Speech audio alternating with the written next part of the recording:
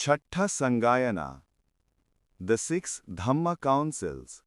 The authentic teachings of Gautama the Buddha have been preserved and handed down to us, and are to be found in the Tipitaka. The Pali word Tipitaka literally means the three baskets. All of the Buddha's teachings were divided into three parts. The first part is known as the Vinaya Pitaka, and it contains all the rules which Buddha laid down for monks and nuns. The second part is called the Suttanta Pitaka, and it contains the discourses. The third part is known as the Abhidhamma Pitaka, and comprises the psycho-ethical teachings of the Buddha. It is known that whenever the Buddha gave a discourse to his ordained disciples or lay followers, or prescribed a monastic rule in the course of his 45-year ministry, those of his devoted and learned monks then present would immediately commit his teachings word for word to memory. Thus, the Buddha's words were preserved accurately and were, in due course, passed down orally from teacher to pupil.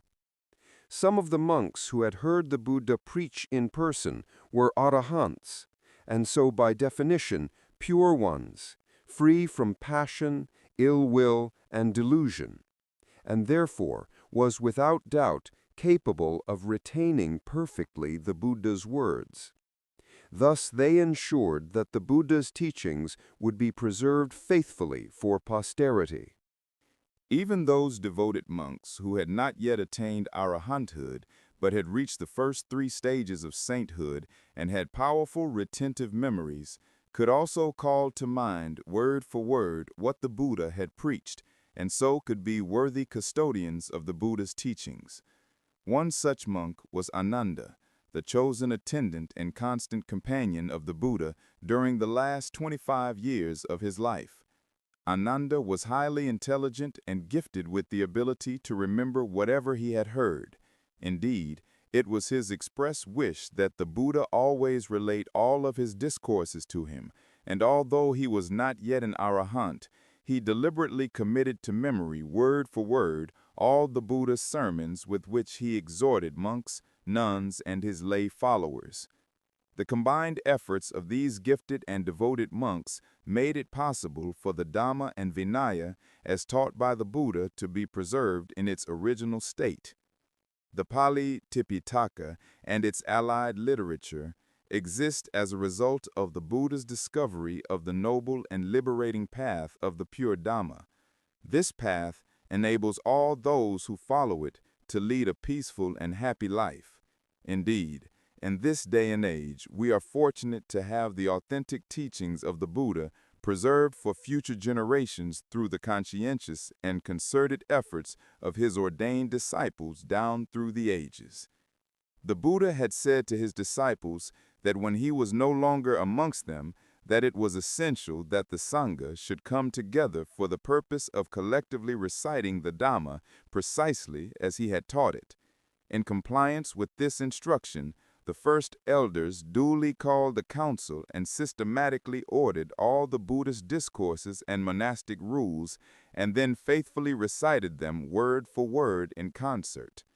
The teachings contained in the Tipitaka are also known as the doctrine of the elders, Theravāda. These discourses number several hundred and have always been recited word for word ever since the first council was convened. Subsequently, more councils have been called for a number of reasons, but at every one of them, the entire body of the Buddhist teaching has always been recited by the Sangha participants in concert and word for word. The first council took place 3 months after the Buddha's attainment of Mahaparinibbana and was followed by 5 more, 2 of which were convened in the 19th and 20th centuries. These collective recitations, which were performed by the monks at all these Dhamma councils, are known as the Dhamma Sangitis, the Dhamma recitations. They are so designated because of the precedent set at the first Dhamma council, when all the teachings were recited first by an elder of the Sangha and then chanted once again in chorus by all of the monks attending the assembly. The recitation was judged to have been authentic when and only when it had been approved unanimously by the members of the council. What follows is a brief history of the Six Councils. The First Council. King Ajatasattu sponsored the First Council. It was convened in 544 BC in the Satapani cave situated outside Rajagaha 3 months after the Buddha had passed away.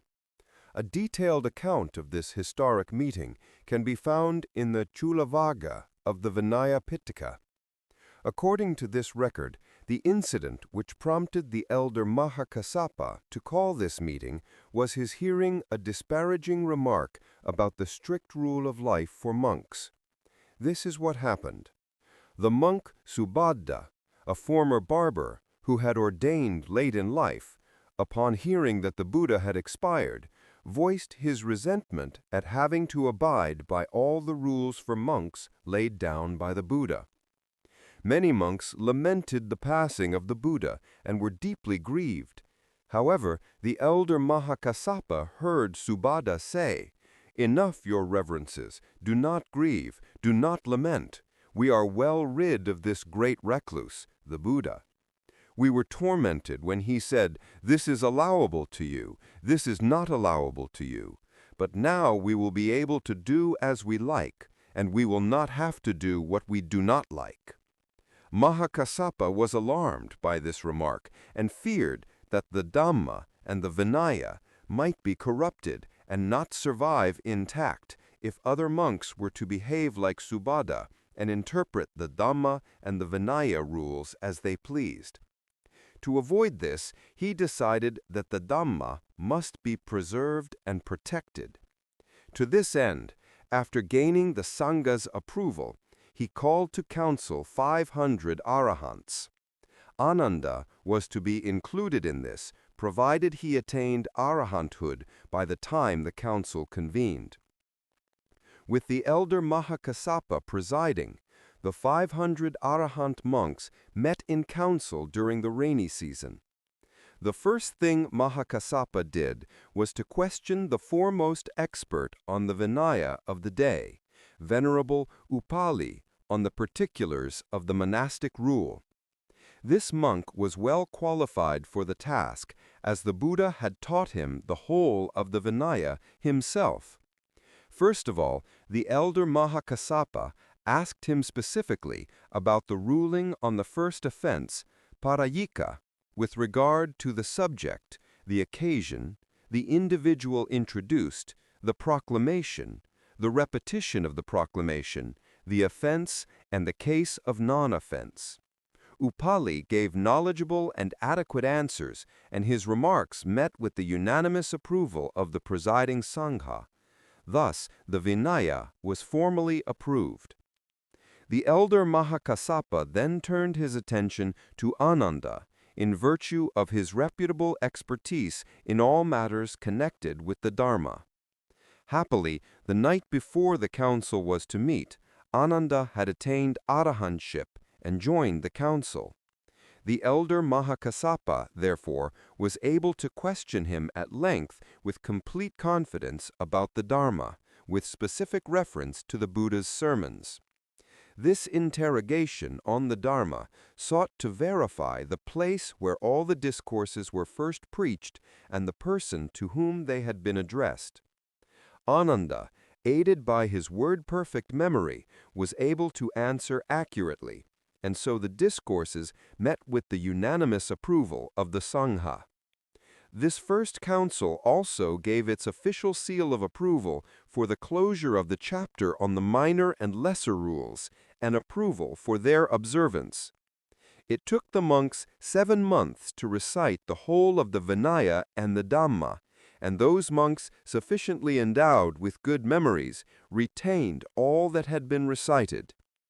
This historic first council came to be known as the Panchasatika, because 500 fully enlightened Arahants had taken part in it. The second council was called 100 years after the Buddha's parinibbana, in order to settle a serious dispute over the 10 points. This is a reference to some monks breaking of 10 minor rules. They were given to 1. Storing salt in a horn. 2. Eating after midday. 3. Eating once and then going again to a village for alms. 4. Holding the Uposatha ceremony with monks dwelling in the same locality. 5. Carrying out official acts when the assembly was incomplete. 6. Following a certain practice because it was done by one's tutor or teacher. 7. Eating sour milk after one had his midday meal.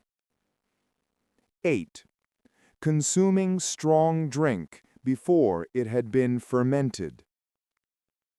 9. Using a rug which was not the proper size. 10. Using gold and silver. Their misdeeds became an issue and caused a major controversy, as breaking these rules was thought to contradict the Buddha's original teachings. King Kalasoka was the second council's patron, and the meeting took place at Vasali due to the following circumstances. One day, whilst visiting the Mahavana Grove at Vasali, the elder Yasa came to know that a large group of monks, known as the Vajjayans, were infringing the rule which prohibited monks accepting gold and silver by openly asking for it from their lay devotees. He immediately criticized their behavior, and their response was to offer him a share of their illegal gains, in the hope that he would be won over.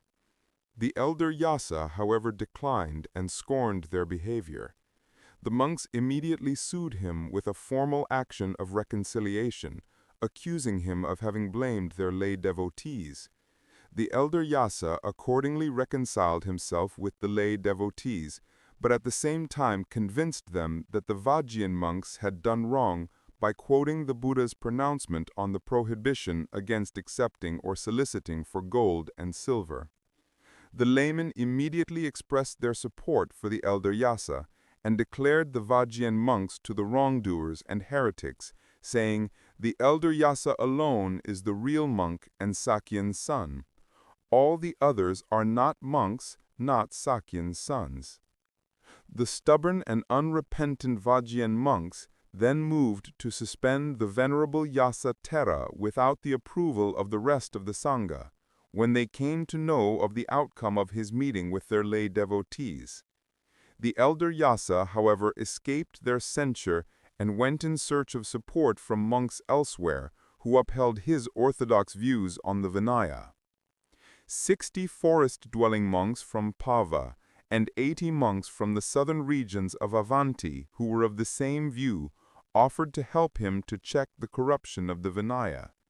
Together, they decided to go to Soreya to consult the venerable Revata, as he was a highly revered monk and an expert in the Dhamma and the Vinaya. As soon as the Vajjayan monks came to know this, they also sought the venerable Revata's support by offering him the 4 requisites, which he promptly refused. These monks then sought to use the same means to win over the venerable Revata's attendant, the venerable Uttara. At first, he too rightly declined their offer, but they craftily persuaded him to accept their offer, saying that when the requisites meant for the Buddha were not accepted by him, Ananda would be asked to accept them and would often agree to do so.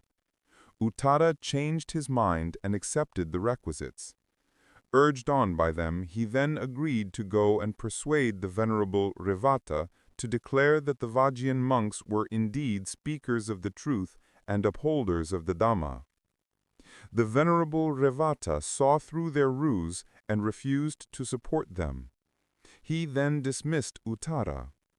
In order to settle the matter once and for all, the venerable Revata advised that a council should be called at Walikarama, with himself asking questions on the 10 offenses of the most senior of the elders of the day, the Thera Sabyakamī.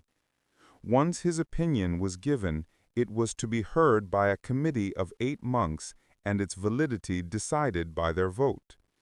The 8 monks called to judge the matter were the Venerables Sabbakami, Salha, Kujyasobita, and Vasabhagamika from the east, and 4 monks from the west, the Venerables Revata, Sabhuta Sanavasi, Yasa, and Sumana.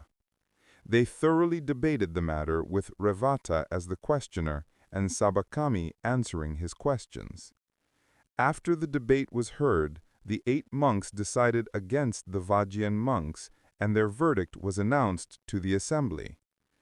Afterwards, 700 monks recited the Dhamma and Vinaya, and this recital came to be known as the Sattasati because 700 monks had taken part in it. This historic council is also called the Yasa Thera Sangiti because of the major role the elder Yasa played in it and his zeal for safeguarding the Vinaya. The Vajjian monks categorically refused to accept the council's decision and in defiance called a council of their own, which was called the Mahasangiti. The Third Council. The Third Council was held primarily to rid the Sangha of corruption and bogus monks who held heretical views.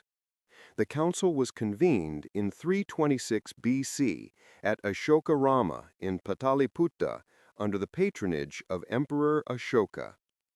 It was presided over by the elder Moggaliputta Tissa, and 1,000 monks participated in this council.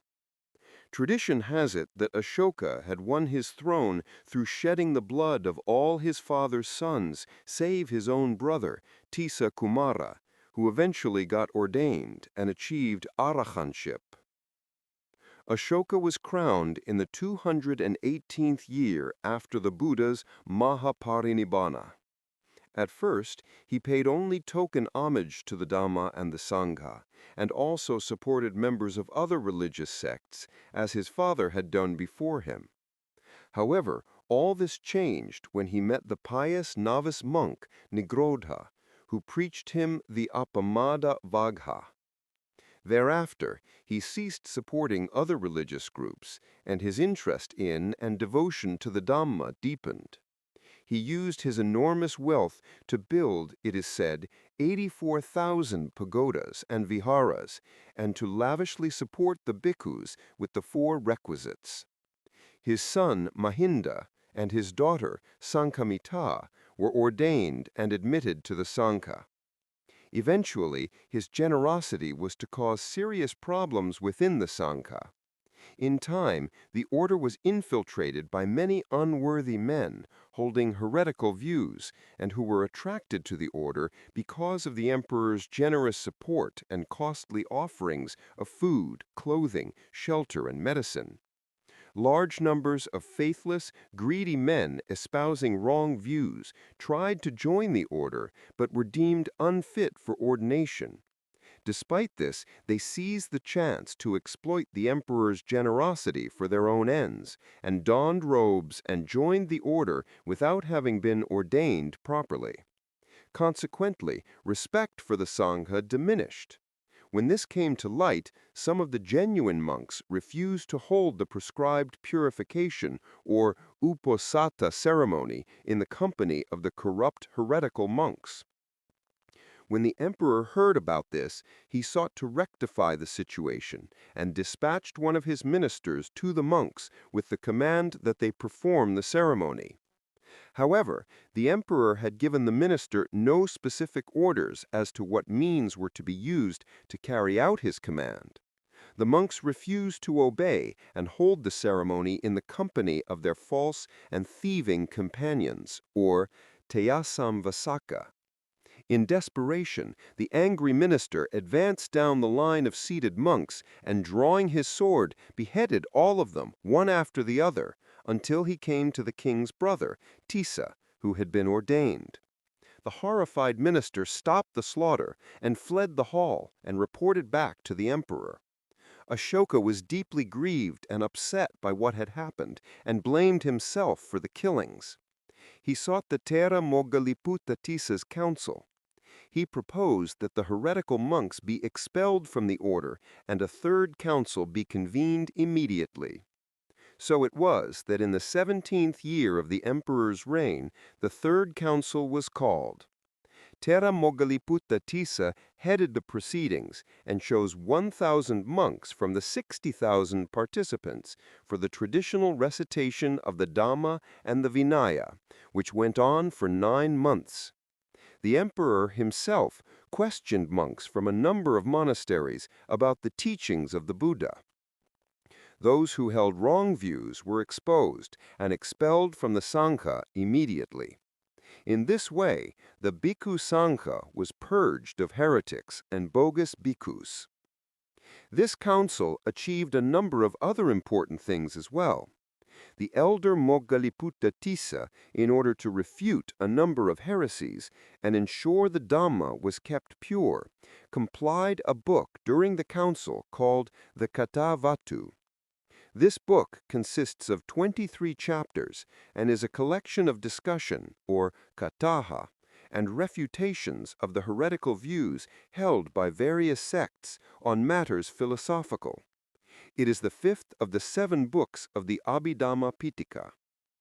The members of the council also gave a royal seal of approval to the doctrine of the Buddha, naming it the Vibhajavada, the doctrine of analysis.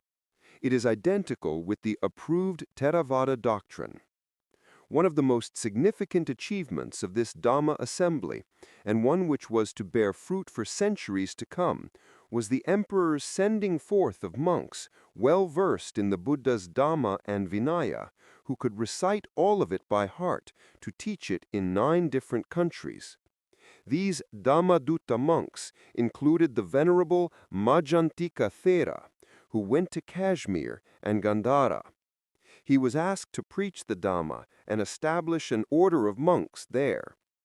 The Venerable Mahadeva was sent to Mahinsakam Mandala, or modern Mysore, and the Venerable Rakita Thera was dispatched to Vanavasi, or northern Kanara, in the south of India. The Venerable Yonaka Dhamma Rakita Thera was sent to Upper Aparantaka, or northern Gujarat, Katayawar, and Kush and Sindh. The Venerable Maha Rakita Thera went to Yonaka Loka, the land of the Ionians, Bactrians, and the Greeks. The Venerable Majjhima Thera went to Himavanta, the place adjoining the Himalayas. The Venerable Sona and the Venerable Uttara were sent to Suvarna Bhumi, or now Myanmar. The Venerable Mahinda Thera, the Venerable Itiya Thera, the Venerable Sambala Thera, and the Venerable Badasala Thera were sent to Tambapani, or now Sri Lanka. The Dhamma missions of these monks succeeded and bore great fruits in the course of time, and went a long way in ennobling the peoples of these lands with the gift of the Dhamma and influencing their civilizations and cultures. With the spread of Dhamma through the words of the Buddha, in due course, India came to be known as Vishwaguru, the teacher of the world. The Fourth Council. The Fourth Council was held in Tambapani, Sri Lanka, in 29 BC under the patronage of King Vatagamani. The main reason for its convening was the realization that it is now not possible for the majority of monks to retain the entire Tipitaka in their memories, as had been the case formerly for the Venerable Mahinda and those who followed him soon after. Therefore, as the art of writing had by this time developed substantially, it was thought expedient and necessary to have the entire body of the Buddha's teaching written down. King Vatagamani supported the monks' idea, and a council was held specifically to reduce the Tipitaka in its entirety to writing. Therefore, so that the genuine Dhamma might be lastingly preserved, the Venerable Maharakita and 500 monks recited the words of the Buddha and then wrote them down on palm leaves. This remarkable project took place in a cave called the Alokalena, situated in the cleft of an ancient landslip near what is now Matale. Thus, the aim of the council was achieved, and the preservation in writing of the authentic Dhamma was ensured. Later, in the 18th century, King Vijayarajasiha had images of the Buddha created in this cave. The Fifth Council. The Fifth Council took place in Mandazé, Burma, now known as Myanmar, in 1871 AD, in the reign of King Mindon. The chief objective of this meeting was to recite all the teachings of the Buddha and examine them in minute detail to see if any of them had been altered, distorted, or dropped. It was presided over by 3 elders, the Venerable Mahatera Jagarabhivamsa, the Venerable Narindabidhaja, and the Venerable Mahatera Sumangalasame, in the company of some 2,400 monks, 2,400. Their joint Dhamma recitation lasted for 5 months. It was also the work of this council to cause the entire Tipitaka to be inscribed for posterity on 729 marble slabs in the Myanmar script, after its recitation had been completed and unanimously approved. This monumental task was done by some 2,400 erudite monks and many skilled craftsmen who, upon completion of each slab, had them housed in beautiful miniature Pitaka pagodas on a special site in the grounds of King Mindon's Kutodo Pagoda at the foot of Mandalay Hill, where this so-called largest book in the world stands to this day. The Sixth Council. The Sixth Council was called at Kaba-A in Yangon, formerly Rangoon, in 1954, 83 years after the fifth one was held in Mandalay. It was sponsored by the Burmese government, led by the Prime Minister, the Honorable U Nu. He authorized the construction of the Mahapasana Guha, the great cave that was built from the ground up to serve as the gathering place, much like India's Satapani Cave, the site of the first Dhamma Council. Upon its completion, the council met on the 17th of May, 1954. As in the case of the preceding councils, its first objective was to affirm and preserve the genuine Dhamma and Vinaya. However, it was unique insofar as the monks who took part in it came from 8 countries. These 2,500 learned Theravāda monks came from Myanmar, Cambodia, India, Laos, Nepal, Sri Lanka, Thailand, and Vietnam. The late Venerable Mahasi Sayadaw was appointed the noble task of asking the required questions about the Dhamma of the Venerable Bhadanta Vichitta Sarabhivamsa Tipitakadhara Dhamma Bhandagarika, who answered all of them learnedly and satisfactorily. By the time this council met, all the participating countries had the Pali Tipitaka rendered into their native scripts, with the exception of India. The traditional recitation of the Dhamma scriptures took 2 years, during which the Tipitaka and its allied literature in all the scripts were painstakingly examined. Any differences found were noted down, the necessary corrections were made, and all the volumes were then collated. Happily, it was found that there was not much difference in the content of any of the texts. Finally, after the council had officially approved them, all the volumes of the Tipitaka and their commentaries were prepared for printing on modern presses and published in the Myanmar script. This notable achievement was made possible through the dedicated efforts of the 2,500 monks and numerous lay people. Their work came to an end in May 1956, 2.5 millennia after the Lord attained parinibbana. This council's work was the unique achievement of representatives from the entire Buddhist world.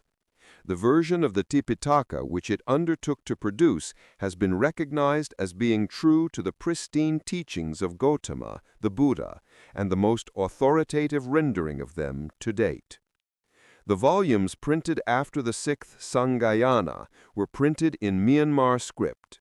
In order to make the volumes to the people of India, Vipassana Research Institute started the project to print the Tipitaka with its Atthakatas and Tikas in Devanagari in the year 1990. May all beings be happy. May all beings be free from suffering. May all beings live with peace in heart and clarity in mind. Sadhu, sadhu, sadhu.